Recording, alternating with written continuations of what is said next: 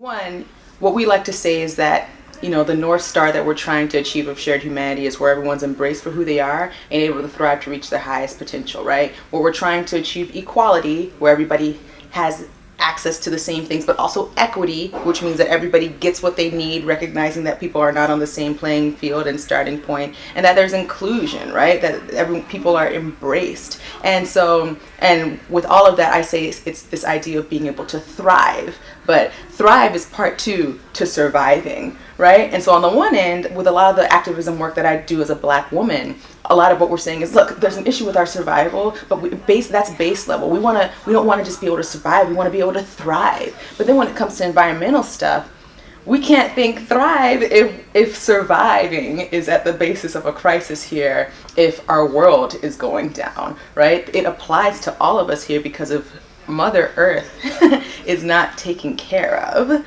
then by effect, we not only can't thrive, but can't survive. So I think it's an important thing to think about, that all of us are impacted by what happens to the earth that we inhabit, and that furthermore, we have to be intersectional in thinking about how, yes, at a base level, all of us will be impacted if this world goes down.